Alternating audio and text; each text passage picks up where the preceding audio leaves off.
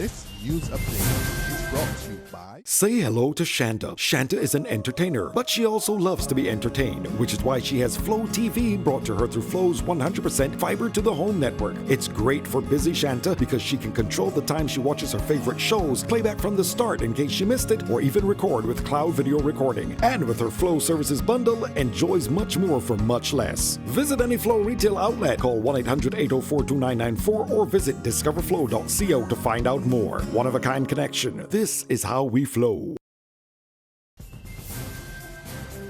It's Tuesday, July the 12th, 2016, and this is your Barbados Today morning news update. I'm Emmanuel Joseph. Thanks for joining us.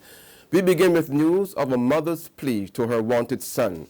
The fearful Melrose St. Thomas mother is appealing to her 20-year-old son, Romario Lashley, who is accused of shooting a police constable last weekend, to urgently contact her so she can assist with his handover to the authorities.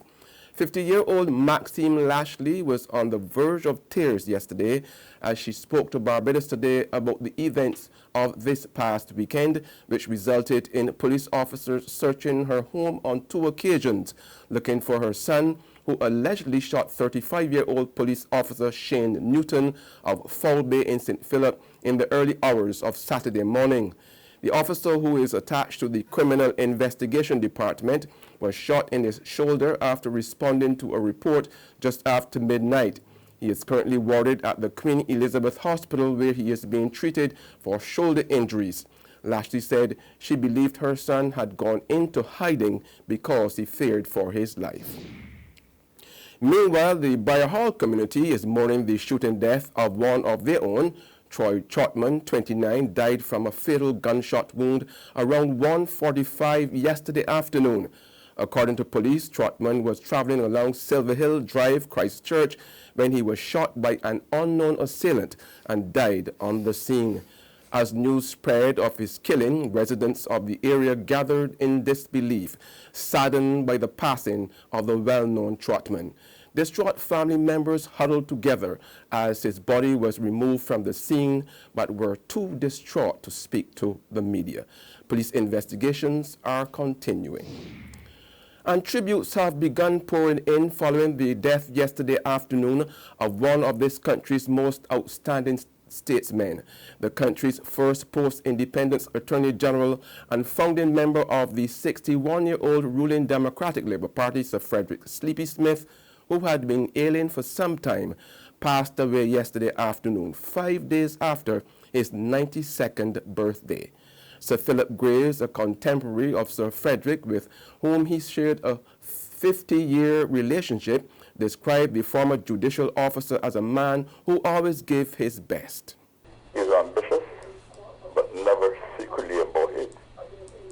Lots of individuals in his place might have plotted and conspire, but that was not Sir Frederick. He always gave the best he knew. He remained loyal even to the end. Sir Frederick's close friend, neighbor, and parliamentary representative Donville Innes said few people have made as positive a contribution to the island's social, political, and economic development.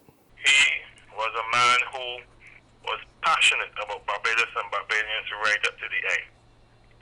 I consider myself to be extremely fortunate to have known him for the last 30 years and to have been able to sit with him at his house, at my house, and to listen to his story and to be guided by him. I feel a great sense of personal loss. In other news now, customers of the Bigger Better network can prepare to pay a bigger slice of the 22% value-added tax, VAT, which government imposed on mobile phone services at the start of this year. Digicel's Chief Executive Officer Connor Looney is hinting strongly that it will begin passing on to subscribers the additional 4.5% in VAT charges on phone and data services, possibly from the end of this year or early next year. In that thinking was that we would actually absorb the VAT for our postpaid and prepaid customers who are on data plans with Digicel. And that will continue and will continue for another period of time. Obviously, it's not something we can continue forever, but it is something that will continue definitely as we progress for the next number of months. Oh, but it will be reviewed, that's what you're saying? Yeah, I mean, it is something that, you know, it was something that was announced at the beginning of the year as a way of giving back in this year of celebration, and at one point later this year, it definitely will be reviewed. In sports now, West Indies fast bowler Jerome Taylor has retired from Test cricket. Taylor, who took 130 wickets in 46 tests over 13 years, will continue to be available for selection in the ODI and T20 formats. Meanwhile, Roston Chase, an uncapped middle-order batsman who can be handy with his off-spin, has been named in the West Indies squad for the 4th Test series against India. Wicketkeeper and former captain Dennis Ramlin has been left out, in keeping with what he had tweeted last week. Left-arm batsman Leon Johnson gained a recall, while there was no place for experienced quick Kemar Roach after his poor showing in West Indies' previous Test assignment, the series in Australia last December. There's regional and international news after this short break.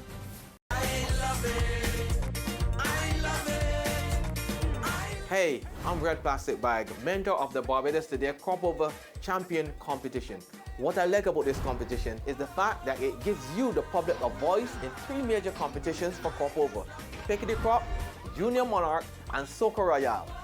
Go to Barbados Today's Facebook page, click on the tab for the competition you want to vote for, then hit vote on your favorite video. It's as simple as that. I love it. I love it. I love it.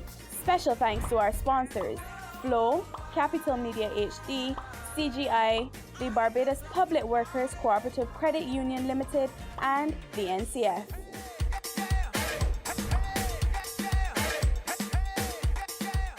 Secure your future, be financially strong. Since 1983, we have been there for you. A smart range of products, great tax benefits. We're the solution to your hopes and your dreams. The Barbados Workers Union Cooperative Credit Union. The Barbados Workers Union Cooperative Credit Union. Humble beginnings to smart loans, smart savings. Save smart and borrow smarter. That's the move for me. Stability, prosperity.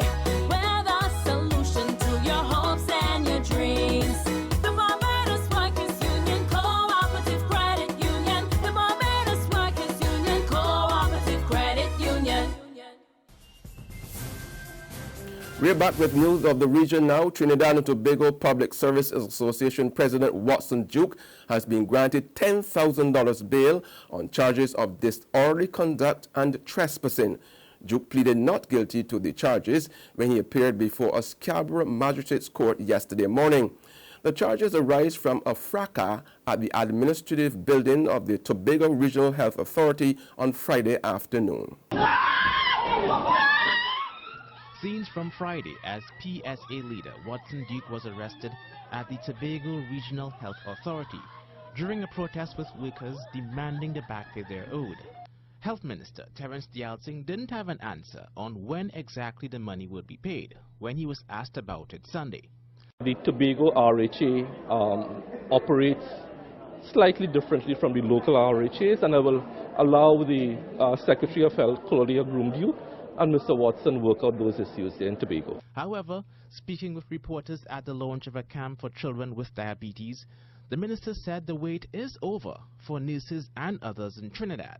All healthcare workers who were supposed to get their 50% and have in fact gotten it. And on the international scene, a new Prime Minister will take over in Britain tomorrow evening. David Cameron is to resign tomorrow, paving the way for Home Secretary Theresa May to take the reins. May was officially named Conservative Party leader and successor to Cameron with immediate effect Monday. I'm also delighted that Theresa May will be the next Prime Minister. She is strong, she is competent, she's more than able to provide the leadership that our country is going to need in the years ahead, and she will have my full support.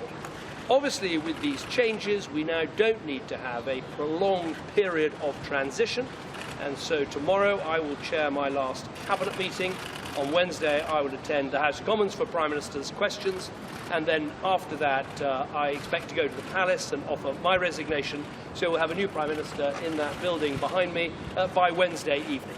That's news and sports, but for the very latest, visit our website at www.barbadostoday.bb. Also subscribe to our e-paper, email updates, and like us on Facebook. We are also on Izumi Media in bus terminals, or screenplay at supermarkets and gas stations near you, as well as Channel 99 on Flow TV and Mix 96.9 FM. I'm Emmanuel Joseph. Have a fantastic day.